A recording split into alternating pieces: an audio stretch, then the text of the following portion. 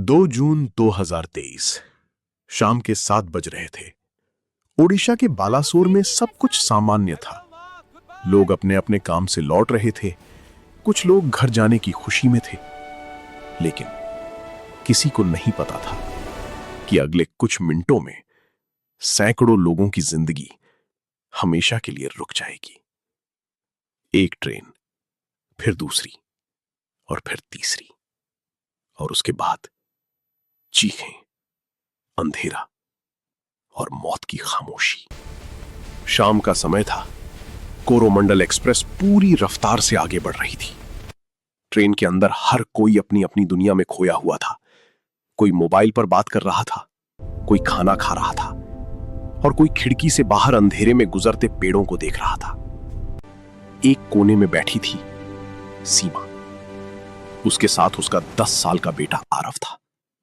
आरव ने धीरे से पूछा, मम्मी, हम कब पहुंचेंगे? सीमा मुस्कुराई, बस बेटा, थोड़ी देर और। उसकी आवाज में सुकून था, लेकिन किस्मत को कुछ और मंजूर था। ट्रेन अपनी स्पीड में थी, लेकिन अचानक ट्रैक के आगे कुछ गड़बड़ थी। सिग्नल सिस्टम में एक छोटी सी गलती, जो कुछ ही सेकंडों में एक भयानक हादसे में बदलने वाली थी। ड्राइवर को कुछ समझ आता उससे पहले धड़ाम, एक जोरदार। लोग सीटों से गिर पड़े, बत्तियां टिमटिमाने लगीं, और अगले ही पल ट्रेन पटरी से उतर गई। डिब्बे एक दूसरे से टकराने लगे। कुछ ऊपर चढ़ गए, कुछ नीचे दब गए। हर तरफ अफरा तफरी मच गई। लोग चीख रहे थे, बचाओ, कोई है, मदद करो। सीमा ने अपने बेटे को कसकर पकड़ लिया, लेकिन अचानक एक और जोरदार टक्कर हुई। पीछे से आ रही हावड़ा सुपरफास्ट एक्सप्रेस ने उन टूटे हुए डिब्बों को जोर से टक्कर मार दी।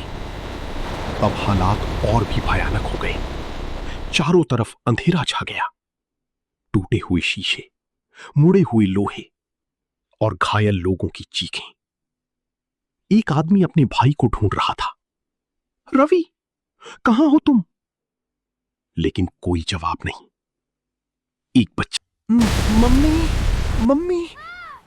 लेकिन उसकी मां अब बोल नहीं सकती थी। सीमा ने खुद को संभालने की कोशिश की। उसका हाथ खून से लथपथ था, लेकिन उसे अपने बेटे की चिंता थी। आरव, आरव, बोलो बेटा। कोई जवाब नहीं। वो उसे हिलाती रही, लेकिन आरव अब बिल्कुल शांत था। उसकी आंखों में आंसू आ गए। नहीं, ऐसा नहीं हो सकता। उसकी दुनिया उसी पल खत्म हो गई। कुछ ही देर में आसपास के गांवों के लोग मदद के लिए दौड़े। किसी ने टॉर्च लाई, किसी ने पानी।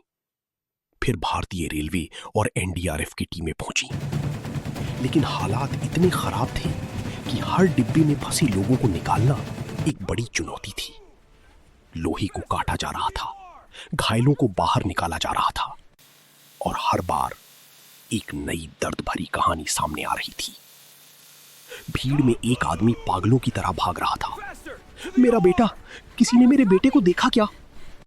उसके हाथ में एक छोटा बैग था, जो उसे मलबे में मिला था। वो हर एम्बुलेंस के पास जाता, हर स्ट्रेचर को देखता, लेकिन उसका बेटा कहीं नहीं था। सैकड़ों लोगों की जान जा चुकी थी और हजारों लोग घायल थे। अस्पतालों में अफरा तफरी थी, हर तरफ रोने की आवाजें। किसी का भाई, किसी की मां, किसी का बच्चा, सब कुछ एक पल में खत्म हो गया। अगली सुबह की पहली किरण जब उस जगह पर पड़ी, तो वो मंजर और भी दर्दनाक लग रहा था। टूटे हुए डिब्बे, चारों तरफ बिखरा सामान, और वो कहानियां जो कभी पूरी नहीं हो पाई। एक सवाल जो हमेशा रहेगा। आज भी जब उस ट्रैक से ट्रेन गुजरती है, तो लोग खामोशी से बाहर देखते हैं और सोचते हैं, क्या सच में हमारी जिंदगी इतनी नाजुक है? ये हादसा सिर्फ एक खबर नहीं था, ये एक याद है जो हमेशा दिलों में जिंदा रहेगी। एक रात जिसने सिखाया कि कि जिंदगी का कोई भरोसा नहीं और हर सफर शायद आखिरी भी हो सकता है।